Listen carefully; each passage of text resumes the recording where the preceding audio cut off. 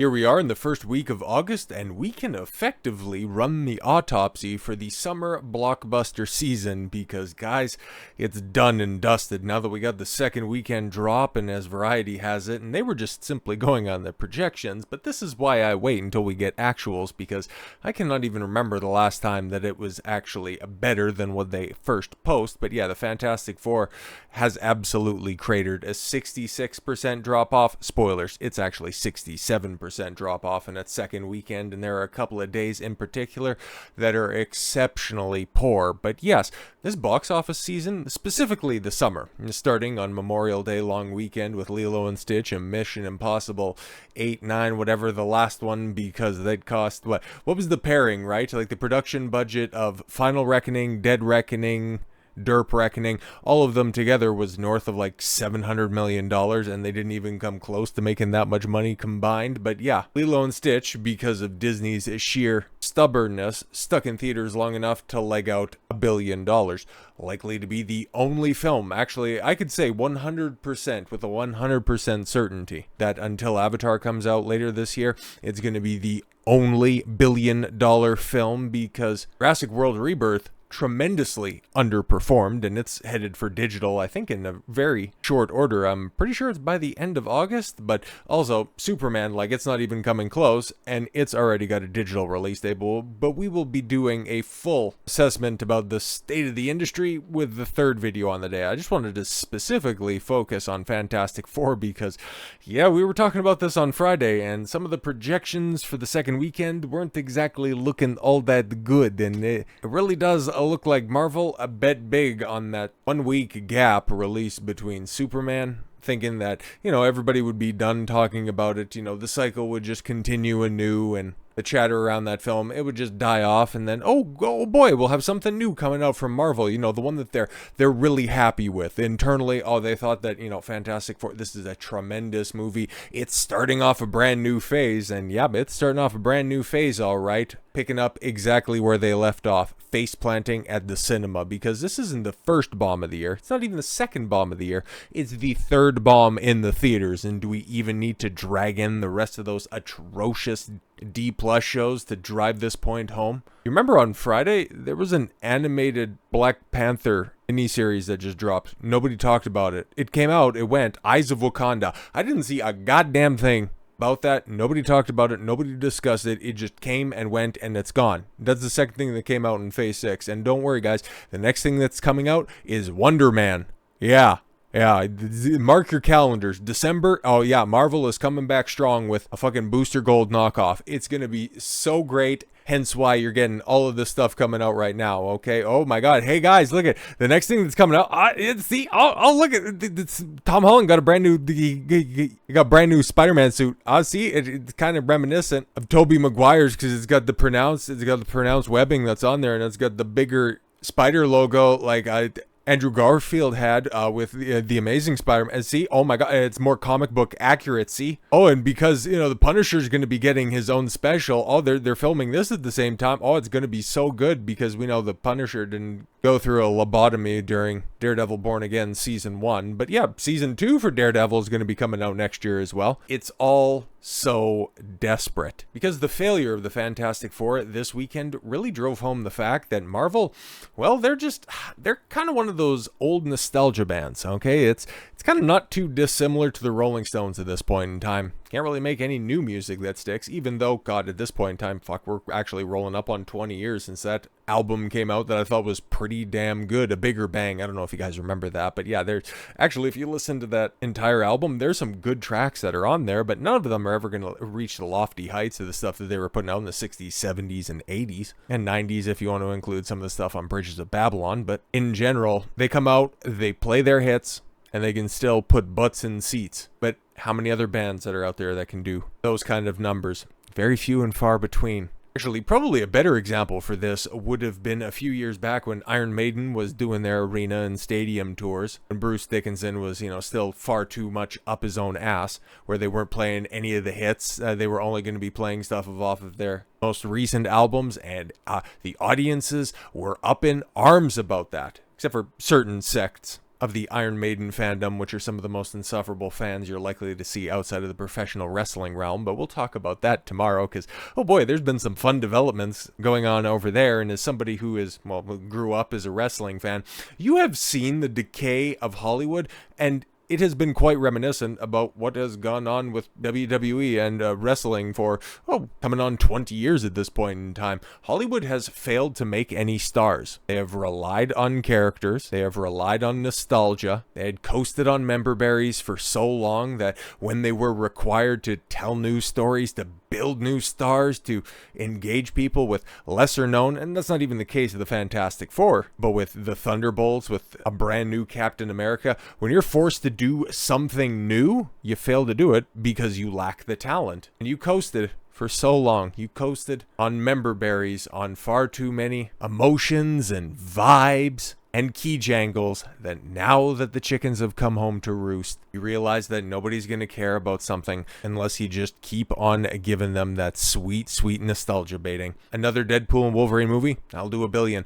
I bet you, okay? Because I won't say the MCU is spent, okay? Just a little bit of a spoiler for the next, the third video of the day. But yeah, the MCU isn't quite as done as several other big franchises are, because they're still going to be able to play Avengers card, and next year things are going to look quite a bit different than the way that they do right now, with Marvel looking to suck hind tit for the rest of the year. No, they're going to be flip reversing that, and then all of the shills will come out of the woodwork saying, see, the MCU isn't dead after all. No, you just had to have a Spiderman, your most recognizable and most reliable standalone superhero, which at one point in time I would have said had pretty decent chance of clearing $1 billion. And because they're doing a couple of team up gimmicks, by having the Punisher, by having Savage Hulk in there, by giving Tom Holland a comic book accurate costume, it'll probably do $700-800 million. It might get close to $1 billion. We'll have to see when that rolls around this time next year, because there's still some goodwill with Spider-Man, because what was the last installment? Oh right, that was No Way Home, and that just about made $2 billion. But if there is to be a third Doctor Strange movie, a fourth Ant-Man movie, a third Captain Marvel, I can't even joke about that one, or a fifth Thor movie, one of your original Avengers, what are they going to do? Because Multiverse of Madness, that made $800-900 million. And now people are pointing to that as being the iceberg moment where it single-handedly did irreversible damage to the MCU. Yeah, because it ended up riding that wave of No Way Home. And then, people were big excited for that first weekend where it made $400 million worldwide. And then it started to kick off that 70% drop-off. Things really bottomed out with Thor Love and Thunder down there. And then just the continued failing with the Marvels, like everybody knew that one was going to fail. So I guess you could kind of gloss over that. But then to kick off 2023 with Quantumania, and besides Guardians of the Galaxy Volume 3, stands as the most successful Marvel movie of their own established characters. I mean, it's just the sign that just because you build them doesn't necessarily mean that they're going to come. Because looking at the box office for the Fantastic Four, which, given this is your third kick at the can, fourth canonical movie for Marvel's first family, and dollars and cents wise, I think it's going to stand as the highest grossing in that lot, but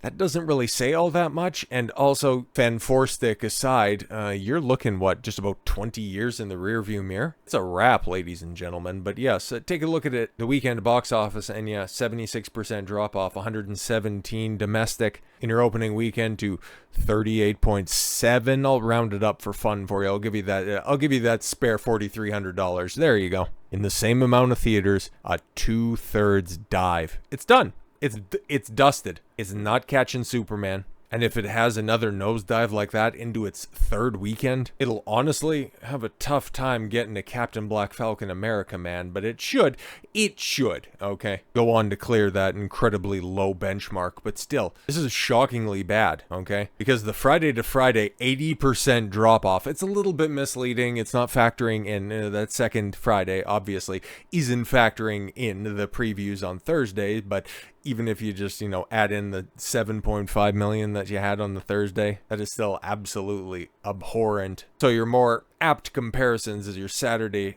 and Sunday drops, and you're still sitting at 54 and 57% respectively. It's, that's real bad. That is a really goddamn bad. And this is looking very much, even though it didn't open as high, it's tracking very similarly to a previously referenced movie in Thor Love and Thunder. And that's really not good, man, because at least that one opened. And yeah, I can just pull up the box office right here and do the comparison. Like, yeah, even the numbers are a little bit smaller, but you can see even on the graph right here, like it's doing a similar trajectory. And well, if it had the $144 million opening weekend, this would be a different conversation. But it didn't happen, and it's not, because yeah, even just going back to these numbers right here, you take a look at that domestic versus international split, and well, it's starting to lapse into Superman territory, where you're starting to wonder, maybe the reason that international audiences just don't care about the Fantastic Four is because of anti-American sentiment. But then you start to really get your noggin jogging and realize that, oh fuck, maybe it's just Marvel slop as toast. Fantastic Four first steps heads for flop territory with its 67% drop off at the box office in its second weekend. Marvel's track record for producing more financial failures than successes is becoming common knowledge. And yeah, that's the public sentiment that's out there. These things just aren't worth your time. With ticket prices absolutely ballooning, it's just not worth it. If you just go in there and you're hoping at best to get a mid experience, you can do literally anything better with your time. You can just plug in an old movie that you have, and you're going to genuinely have, if you've watched the film like the 10, 15, 20 times, in the case of Lord of the Rings, that's about where I'm approaching at this. And I still, at this point in time, you couldn't really convince me with any new movies that are coming out to just watch that over Two Towers again. Like, just, I'm good. I bought my physical copy. I got my 4K Blu-rays. I could just throw in the old Blu-ray extended editions or some of the special features if I'm so inclined. And I'm going to be guaranteed a better time than just going, oh, well, the first, 20 minutes of Fantastic Four was good, but then it all fell apart because everybody was stupid. It's like, oh, great. And I got to pay for the privilege of going to the theater and spending, in my neck of the woods, somewhere in on around $20 for a ticket. No thanks. And sit around with a bunch of people that stink and can't get off their phone. Yeah, I'm good, man. Since 2020, Disney's once infallible Marvel Studios has experienced a sharp downturn at the box office, and many of its recent theatrical releases failing to turn a profit by traditional Hollywood accounting standards. Well, yeah, exactly. The Marvels, yes, the most prominent flop, $260 million globally on a production budget somewhere north of $300 million. Needed, yeah, somewhere in the realm of $700 million to break even. Ant-Man and the Wasp: Quantumania, $330 million to produce, brought in $476 million, which probably going to be worse than the Hall of the Fantastic Four, but even just running back to the comparison with Thor: Love and Thunder, it's not getting up to $760 million. Not even close. And yes, the Eternals, Shang-Chi, Black Widow, Thunderbolts, Brave New World, Wakanda Forever, Guardians of the Galaxy 3, all of that stuff. Even if you liked some of these movies, just throw in all of that D+ slop. It all factors into an MCU that is on life support. It will get a couple of those little murmurs, a couple of those little hiccups in next year with Spiderman and Doomsday at the end of the year. But after that, man, it's a legitimate crapshoot. And given there is legitimately nothing coming out in the theaters, unless of course you're really looking forward to Freakier Friday coming out, I highly doubt it. There's nothing really to talk about when it comes to Hollywood tentpole releases, that is, until October. So yes, there's going to be a ton of think pieces. The media, as desperate as they are, they're going to start turning on Marvel full steam ahead. And so there's going to be some interesting pieces, a lot of pressure being put on studios, specifically on Disney, because yeah, Pedro Pascal being pushed as the face of Marvel. Everybody wants a piece of the internet's daddy. Well, you're the face of failure for Marvel going forward, and boy, it would sure look bad if another franchise, another studio under the Disney umbrella wanted to also make you the face of that franchise, and they're banking on a return to the theaters for the first time in 7 years. Boy, they sure would look silly if they were going to be following up such a pronounced flop like this with the star heading into such an important film for another franchise. Who would be stupid enough in a galaxy far, far away to make that stupid mistake? You would have thought they would have had the foresight, given the fact that that would have been a long time ago, but we're just being hypothetical here, and there's plenty of shills to spin this. I'm looking equally forward all of the hit pieces coming out from the media as I am with all of the shills coping and seething about the Fantastic Four being the fantastic flop. So with all that said, thank you all very much for the gift of your time. I've been Don Consuelo, and I want you to follow your gut and get after it. Take care, everyone.